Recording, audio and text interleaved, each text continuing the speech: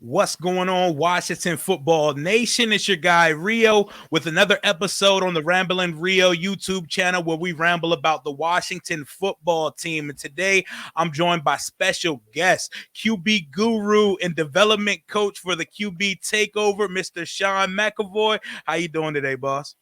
Rio, I'm doing great, man. It's good to be here with you.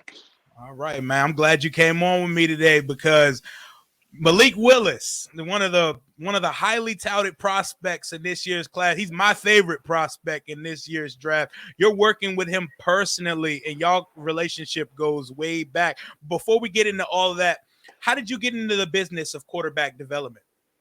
Yeah, I started as a high school quarterback coach. I played quarterback in high school. I tell everybody I was limited by both size and talent, right? So my future dreams of playing a position wasn't going to go very far, but was fortunate to get into coaching early. So aside with just coaching QBs at my high school, got into the development piece in the off season and kind of built from there. So I coached high school football for 11 years, have been doing exclusively the private training for the last 7 or 8 now. So really the big tipping point was partnering with Quincy Avery to kind of build this quarterback takeover thing. That was about 6 years now. And we started to build our college group, and that college group eventually became our draft prep crew that's now Okay. playing in the NFL. So about a 20-year journey now, but here we are. How did you cross paths with Quincy? So we were both here in Atlanta. I'm from Philadelphia originally.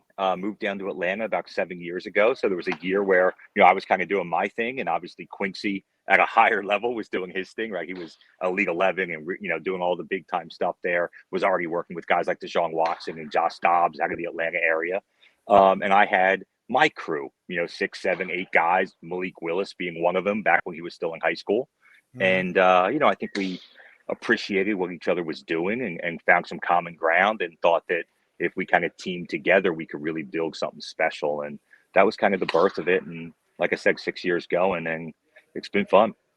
Oh yeah, man, y'all are killing it, man. Because it seems like y'all have like a tight knit relationship with these prospects. Like you guys let them be themselves. Y'all always y'all got them practicing, listening to music. Like it seems like I see that one of the things that you always encourage is like a brotherhood thing No amongst the doubt. players. Like it's more than just on the field stuff with quarterbacks. You're teaching these guys to be leaders, CEOs of a team. Like what does the brotherhood aspect mean to you when you're teaching these guys?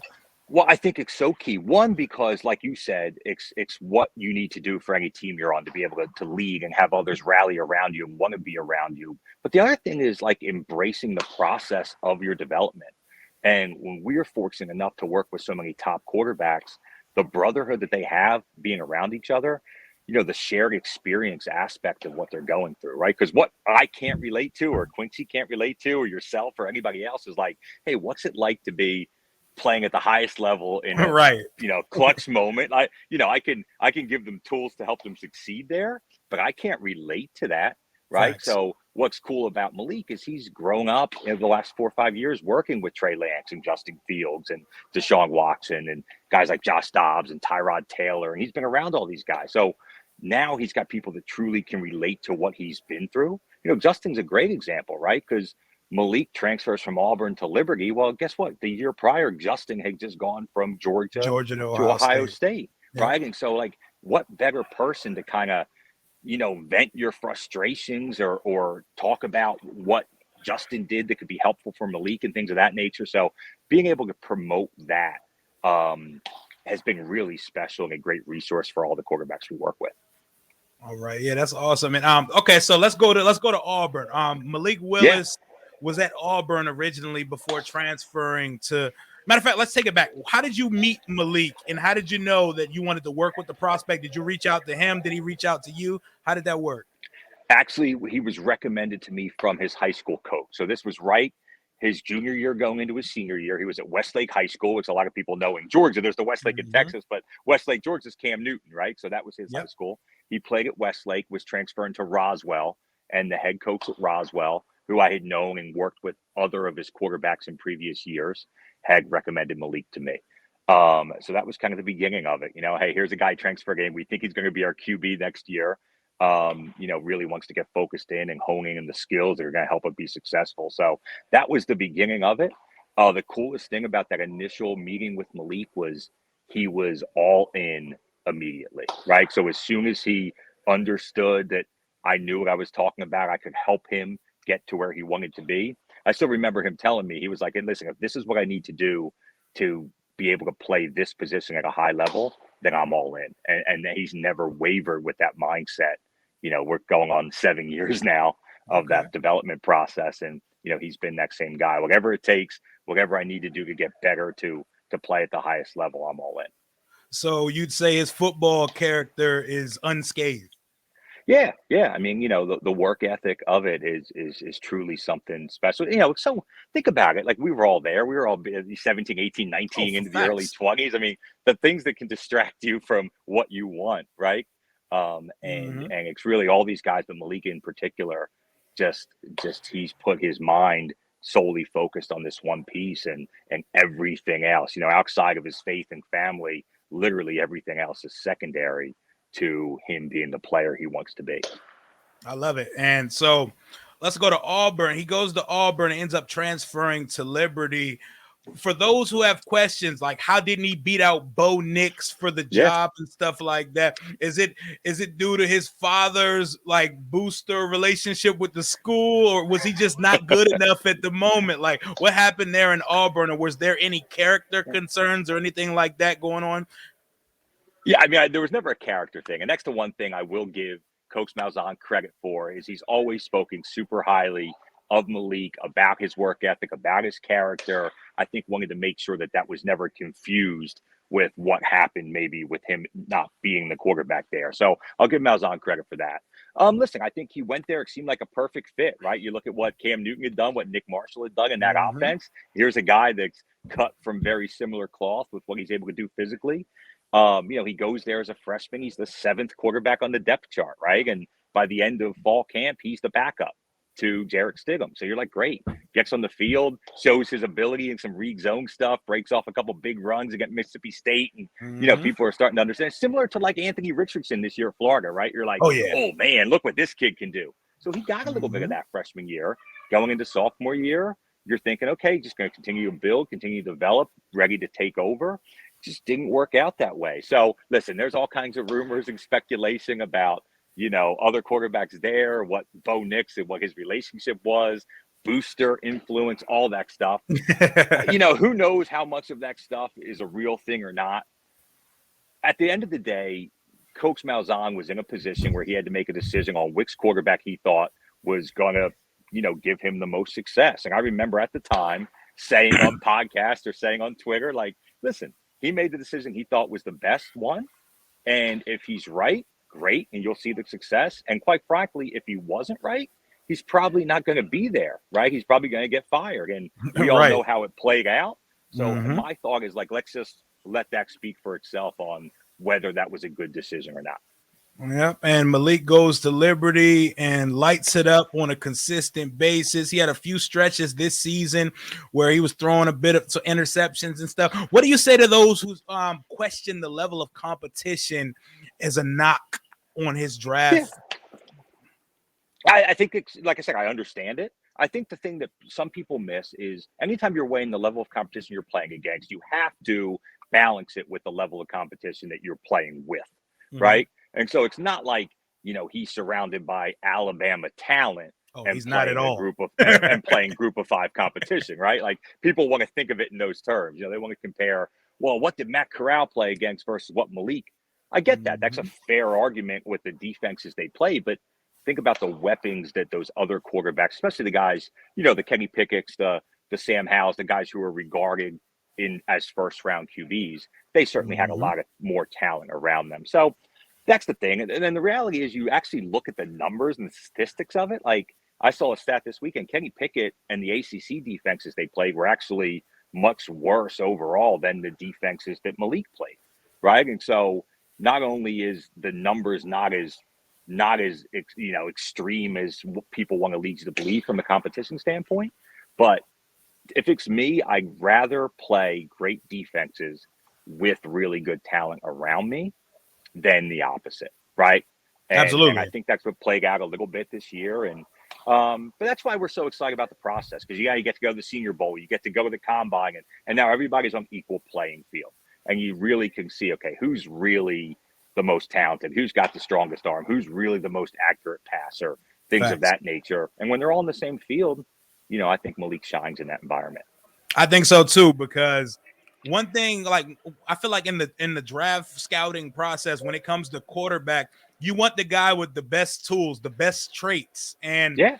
I look at this game yesterday between the Bills and the Chiefs. That was just a master class of God-given ability. And I remember both of them coming out in the draft, Mahomes and Allen.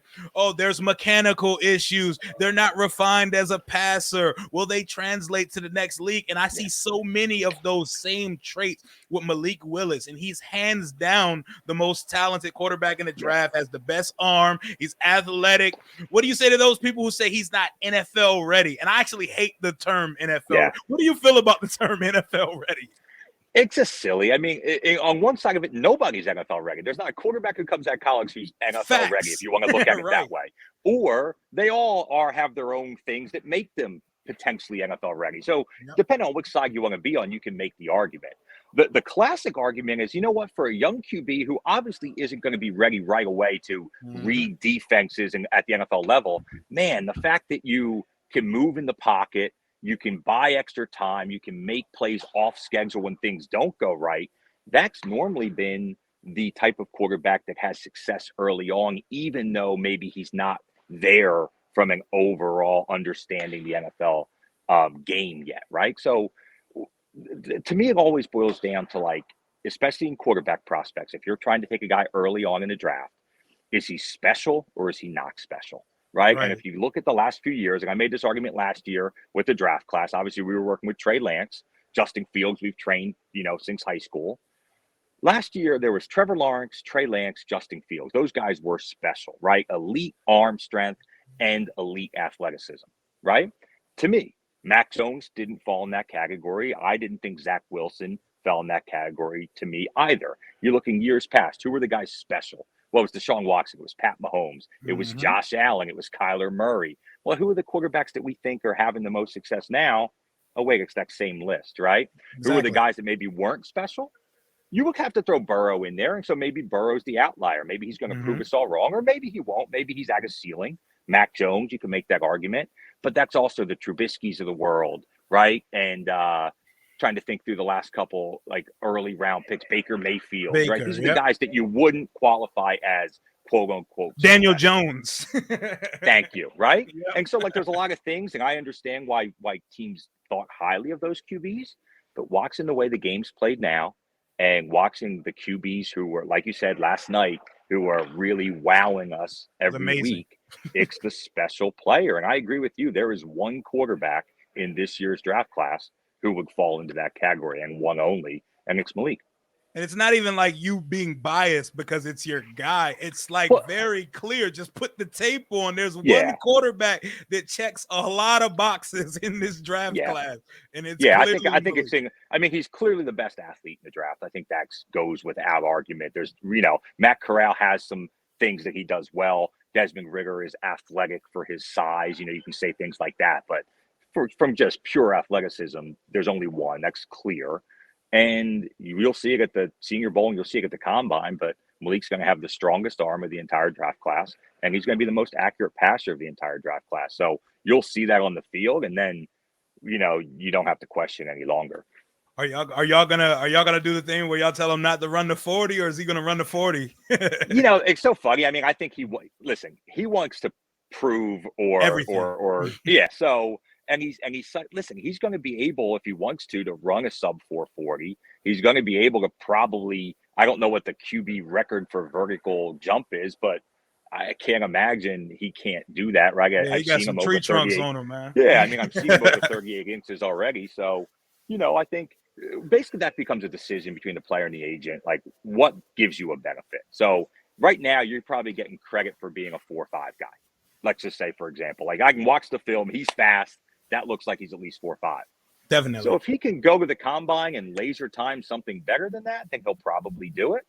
If his time's going to be about what people think, it's probably there's no value in doing it. So that'll be a decision for later. But I'll tell you right now, he's out here on the field. I'm at Georgia Tech right now as we're watching this. He's doing his speed training now with the mindset that he's going to run, if not at the combine, definitely at his pro day.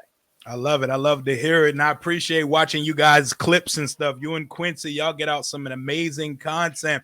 And y'all, it's clear that y'all obviously talk to these guys about more than football, because Malik just seems like he gets it. His mental makeup. I watch his press conferences. He always puts everything on himself. When if you watch the game, you know it's not all on him. He doesn't throw teammates under the bus. He gets it. And he's very specific and detailed about the mistakes and things he saw and didn't see. Like, can you speak to his like intelligence and like it feels like he definitely has some media. I don't know if it's media training or if it's just natural. Like he just seems like he gets it. I mean, I'd love to take credit for that, just like I try to take credit for him being able to run a 4.4. But I don't, you know, it's not me. I'm petty. I would not be able to respond the way he responds to these things, right? So, no, I mean, that's the product of the way he was raised. That's his parents. That's his grandmothers who got him like really into his faith early on, but taking him to church every Sunday. You know, Liberty University was a big piece of this. Like he got deeper into his faith. You know, he didn't think he would ever be there. You know, he thought he was going to be the guy at Auburn and just keep rolling from there. But the way, you know, the world gets thrown at us, he ended up in a place where I think he was able to mature even more and able to get more grounded. And you're seeing who he is, though. I mean, he cares about other people. He wants to take the ownership and the blame when things don't go his way. And the last person he ever wants to talk about is himself. I mean, you know, we'll try. Hey, man, like 7 touchdowns last week. Tell us about him. And he'll just want to go on and on about how good his offensive line protected him and that great catch his receiver made. And what you see in the press conferences is literally who he is, which is another reason with this draft process, we're excited for all the GMs and coaches and scouts to see what we already know, right? Once they sit down with the kid, they're going to get blown away by that same level of, you know, confidence, but a lot of humility. And yeah, he's just mature and grounded, and you know, people who've been around him have seen that, and more will as this process plays out. I love it because, you know, during this draft process, they like to pick and prod and nitpick every single little detail and aspect of these guys, especially at the quarterback position, not to mention the black quarterbacks. But no doubt. Yeah, exactly. We're not even getting into all that right now. Because sometimes they're right, because I don't mean to go on. I don't mean to pick on a guy that you guys worked with specifically, but it turns out guys like Dwayne Haskins, the tea leaves are true about them. They don't like. Did you guys ever notice like he didn't take the work? His work ethic wasn't as serious as it should have been, and stuff. Like he wasn't as receptive to the coaching and training you guys were giving him. Not on the field at all. And this is the hard part, you know, from our lens to see what plays out, because he loves football. He loves putting the work in to be a great football player. I think what distracted a guy like Dwayne was everything outside of the work on the field. The celebrity of it. Yeah. And so for a guy like Dwayne, I mean, he had so much natural talent. Literally, it was like dripping from him. He'd be the guy that would just show up, throw 3 warm-up throws, and then not miss a throw for an hour. Right. And so when you have that amount of talent, you can sometimes get lazy with how you prepare yourself, right? Because you've always had it come a little bit easier to you. Yeah. And I think you could make the argument, even in college, even his 1 year at Ohio State, where he, you know, was a Heisman runner-up and sets all those records, it probably came pretty easy to him then as well. And then, you know, obviously you get put into a whole different microscope at the NFL level, and that's where it started to crack a little bit. So, I mean, listen, I'll stand by Dwayne's talent all day long. And clearly, it was the other stuff surrounding being QB1 that you know caused him trouble. So, like I said, but he's trying to get back on track here, and we'll see how it plays out going forward. Hey, you know, man. It certainly didn't work for your crew, though. Yeah, and he got some, like, I feel like he's one of those guys that relies so heavily on the power of his arm that he just doesn't hone in on the details and nuances of his mechanics. He throws flat-footed and off his back foot far too much, and he misses high a lot. I noticed that too kind of with Trey Lance, but Trey Lance is a different animal than Dwayne Haskins. So you guys have worked with Haskins. You guys have worked with Lance. You guys have worked with Watson. How do you comp Malik Willis? What is his pro comp? What do you see, and what kind of offense do you think best suits his playing style? Yeah, I mean, I think he's probably closest to like a Justin Fields type. Like early on, last couple of years, those two guys playing next to each other, very similarly built. They kind of move the same way, both Mm-hmm. super athletic, right? We're talking about, if we're talking about sub 4.4 speed with that type of arm. I mean, there's only one or two of those guys maybe in the world and so that's the kind of the easiest comp. I think Malik has a better arm than Justin Fields, a stronger arm. Is a little bit better in some of the things he can do off platform. And, but Justin, because of him playing at Ohio State and the way he was developed there, was probably a little bit more comfortable working through NFL type concepts and more full field reads. I mean, what Ryan Day does with his quarterbacks, Ohio State, is the reason they keep churning out great ones here every year, it seems like. So that part's different, but it's you're asking about what offense he's best suited for. I mean, I think he's shown the ability to spread you out and use his athletic ability, and he can run obviously some QB run game. You like what you're seeing the guys like Josh Allen do, and obviously guys like Lamar, and you're seeing that skill set be utilized. But he can beat you from the pocket as a passer, and so a team that has a really good run game and gets him under center and can utilize play action, which is only going to create more time for him to set his feet and let go those deep balls that you see all over his college film, you can see a path where that works very much as well. So, everybody wants to look at a quarterback like Malik Willis or anybody who's unique in their skill set and talk about Lamar Jackson. They're like, oh, if they just get an OC who's going to do everything around Malik and change his whole that's probably nice. I think any coach is hopefully trying to gear his offense around his best players. Such a lazy take, though. Yeah, but I don't think it's extreme where like, oh, you have to sell out and to run this like as if he can't be successful in all these different offenses. And that's what I think is helpful about quarterbacks who have played at different schools, because you saw him work and understand and learn parts of what they did at Auburn. And then you go to Liberty and you do something completely different. The way Liberty runs their offense, Hugh Freeze is very RPO heavy on first and second down. And then in their third and long game, it's very pro style. They're in the gun, but Coach Ken Austin, who's their OC there, runs a very much full field read. So you'll see that on his film. And so I think that's why the Senior Bowl is important, because these coaches will get to see Malik and all the other quarterbacks in different environments. They really start to understand, okay, can he only do this one thing? Or is that just all his coaches have ever asked him to do? And let's not put him in that hole yet. Yeah, I'm definitely excited to see him, because that type of talent, it just looks different standing next to other quarterbacks and people of the same position. The wind coming off his ball, like the way that it travels and goes on a line, it's going to be very clear for people once they see him in these type of situations. So if the Washington football team, soon to be named something else in 10 days. Is it Commanders? Are you going to break this for me? Is it definitely Commanders? I think that's at least what they've been. It feels like it's Commanders. What it feels like is they dropped a bunch of tea leaves early to give it like a stress test on the fans so it could ease into the process. Yeah. But we could be in for some type of surprise on February 2nd. We're going to all find out on the Today Show. Okay. But if we draft your boy at pick 11, is he ready to step in and be the face of a franchise if thrown to the wolves immediately? That's what I'm honestly the least concerned about for his NFL future, is him being able to handle the situation, handle the pressure of the media, of the city. It's his makeup is built for that.